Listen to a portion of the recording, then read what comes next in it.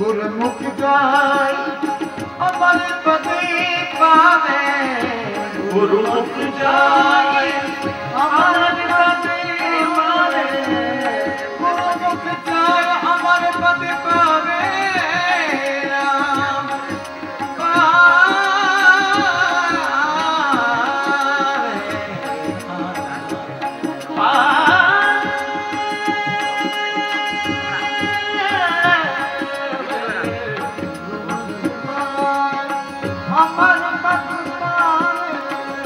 मोहनदास कर गुरु को प्रणाम, स्वामी मोहनदास गुरु को प्रणाम।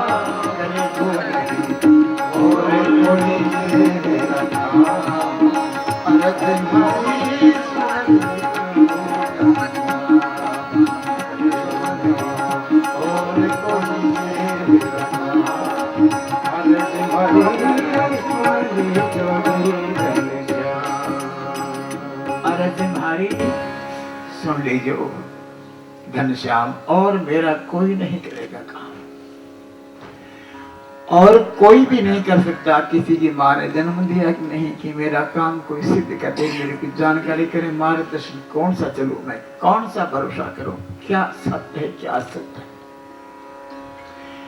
इस मार्ग से गुजरूं मैं, सब तरफ देखता हूं अंधेरा, ये अंधेरा है, भटकता है आदमी,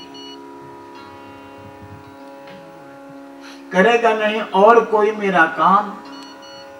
अर्ज मेरी सुन लीजिए घनश्याम, हे घनश्याम, हे पार ब्रह्म परमात्मा, काला अतीत तेरे घर में काल भी अतीत बन कर आता है, और तुम चुपचाप सुन रहा है, कुछ उत्तर नहीं आ रहा है।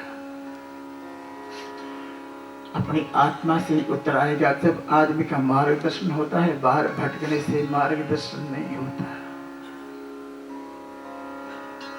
शरीर हमारा अलग अलग है, लेकिन आत्मा सबकी एक है।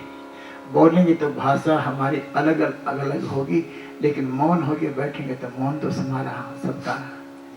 दो कहाँ है? दो तो हम लोगों ने बांट दिया, बंटवारा कर दिया आदमी का। भगवान ने तो मनुष्य बनाया था, जाति पाति नहीं बनाई थी। जात न पूछिए संत की पूछ लीजिए क्या। तो नफरत क्या है? ये पस है, एक छोटी सी फुंसी होती है।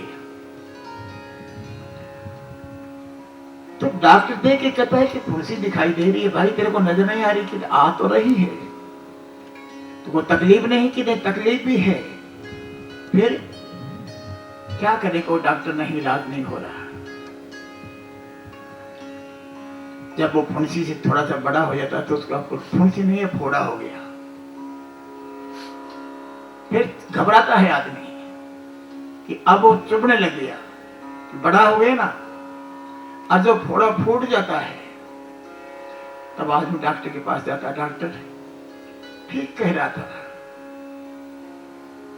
कि फुंसी का फोड़ा बनेगा, फोड़ा बन के फूट जाएगा तो क्या होगा? कैंसर हो जाएगा। अब तो इलाज ही नहीं, घबरा गया, पसीना आ गया।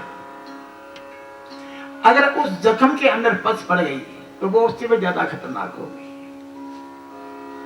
तो आदमी के अंदर एक जख्म रूपी पस है, तो यही तो नफरत है। नफरत से आदमी नहीं बन सकता, नफरत से तो आदमी मानवता से गिर जाता है। अगर करना है तो प्रेम करो, प्रेम की गंगा बहाते चलो, और ज्योति से ज्योति। Love is God. भगवान की बात ही छोड़ दो, कहां है भगवान? भगवान तो तुम्हारे भीतर बैठा हुआ है, लेकिन तुम पुजारी नहीं बनना चाहते, उनकी पूजा ही नहीं करना चाहते।